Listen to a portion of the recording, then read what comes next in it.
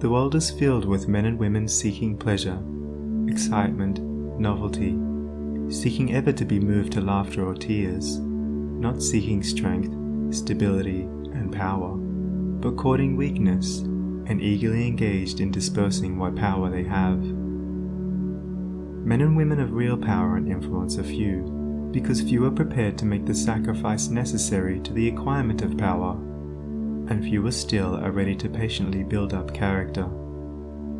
To be swayed by your fluctuating thoughts and impulses is to be weak and powerless. To rightly control and direct those forces is to be strong and powerful. Men of strong animal passions have much of the ferocity of the beast, but this is not power. The elements of power are there, but it is only when this ferocity is tamed and subdued by the higher intelligence that real power begins. And men can only grow in power by awakening themselves to higher and even higher states of intelligence and consciousness.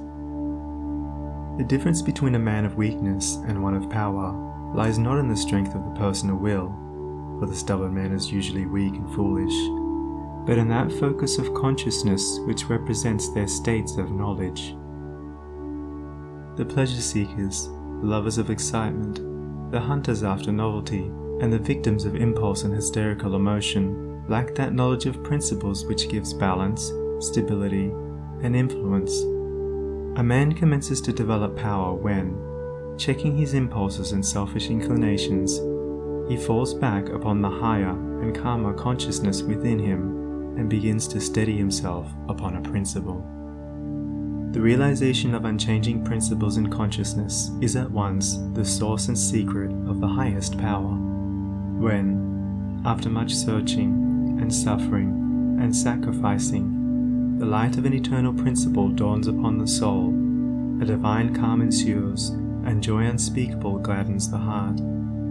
He who has realized such a principle ceases to wander, and remains poised and self-possessed. He ceases to be passion's slave, and becomes a master builder in the temple of destiny.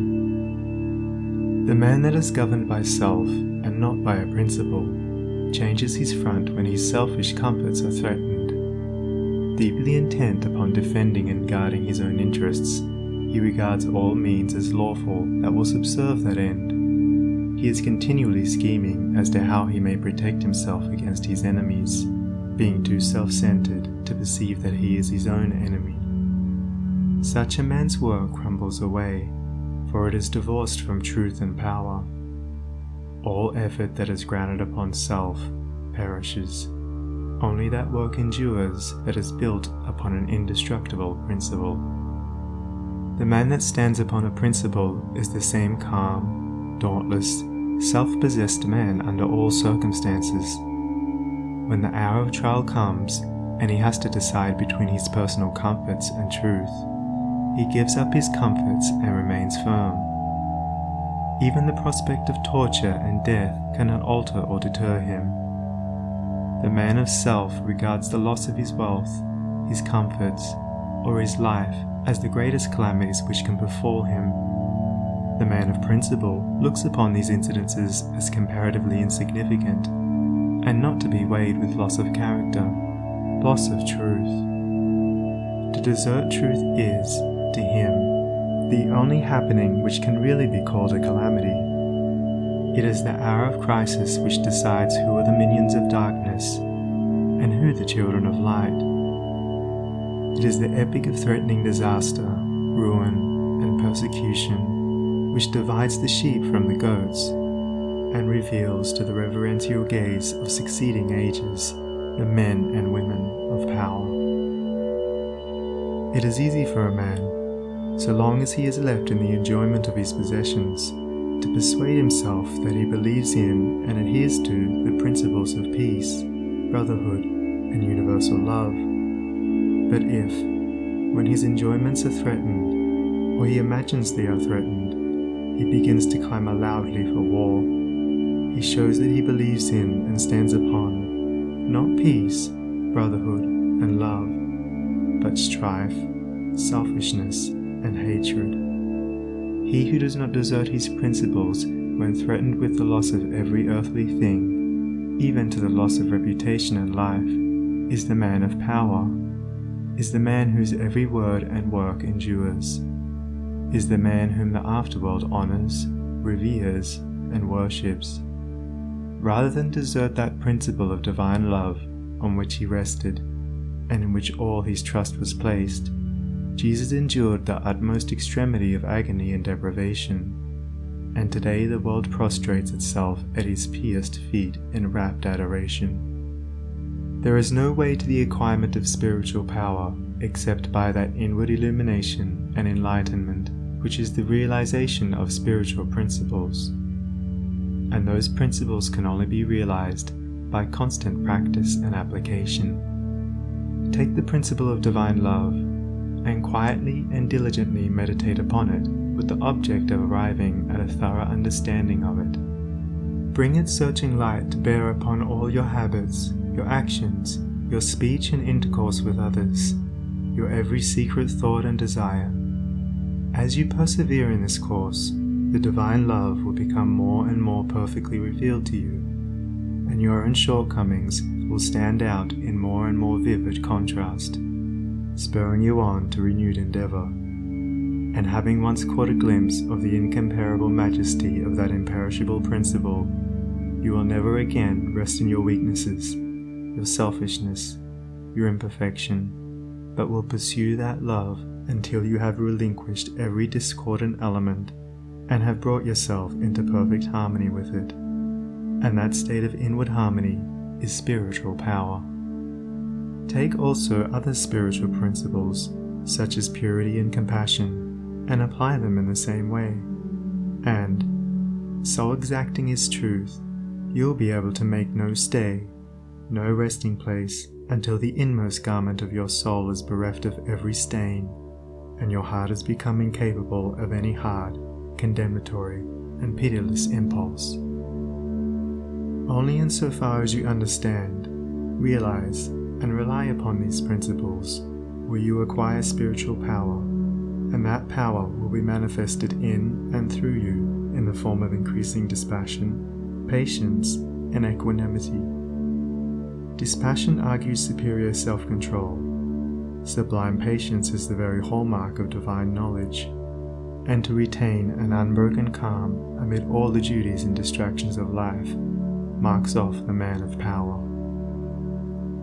It is easy in the world to live after the world's opinion. It is easy in solitude to live after our own. But the great man is he who in the midst of the crowd keeps with perfect sweetness the independence of solitude.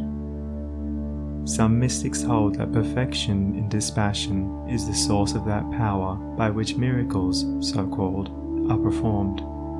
And truly he who has gained such perfect control of all his interior forces that no shock, however great, can for one moment unbalance him, must be capable of guiding and directing those forces with a master hand. To grow in self-control, in patience, in equanimity, is to grow in strength and power, and you can only thus grow by focusing your consciousness upon a principle.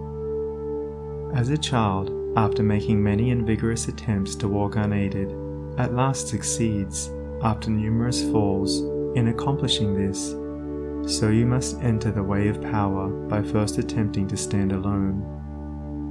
Break away from the tyranny of custom, tradition, conventionality, and the opinions of others, until you succeed in walking lonely and erect among men. Rely upon your own judgment, be true to your own conscience, follow the light that is within you. All outward lights are so many will-o'-the-wisps. There will be those who tell you that you are foolish, that your judgment is faulty, that your conscience is all awry, and that the light within you is darkness. But heed them not. If what they say is true, the sooner you, as a searcher for wisdom, find it out the better, and you can only make the discovery by bringing your powers to the test. Therefore, pursue your course bravely. Your conscience is at least your own, and to follow it is to be a man. To follow the conscience of another is to be a slave. You will have many falls, will suffer many wounds, will endure many buffetings for a time, but press on in faith, believing that sure and certain victory lies ahead. Search for a rock, a principle, and having found it, cling to it. Get it under your feet and stand erect upon it, until at last, immovably fixed upon it, you succeed in defying the fury of the waves and storms of selfishness. For selfishness in any and every form is dissipation, weakness, death. Unselfishness in its spiritual aspect is conservation, power, life. As you grow in spiritual life and become established upon principles, you will become as beautiful and as unchangeable as those principles, and will taste of the sweetness of their immortal essence, and will realize the eternal and indestructible nature of the God within. No harmful shaft can reach the righteous man, standing erect amid the storms of hate, defying hurt and injury and ban, surrounded by the trembling slaves of fate. Majestic in the strength of silent power, serene he stands, nor changes not nor turns, patient and firm in suffering's darkest hour. Time bends to him, and death and doom he spurns. Wrath's lurid lightnings round him play, and hell's deep thunders roll about his head. Yet heeds he not, for him they cannot slay, who stands whence earth and time and space are fled. Sheltered by deathless love, what fear hath he? Armoured in changeless truth, what can he know of loss and gain? Knowing eternity, he moves not whilst the shadows come and go. Call him immortal, call him truth and light and splendour of prophetic majesty, who biddeth thus amid the powers of night, clothed with the glory of divinity.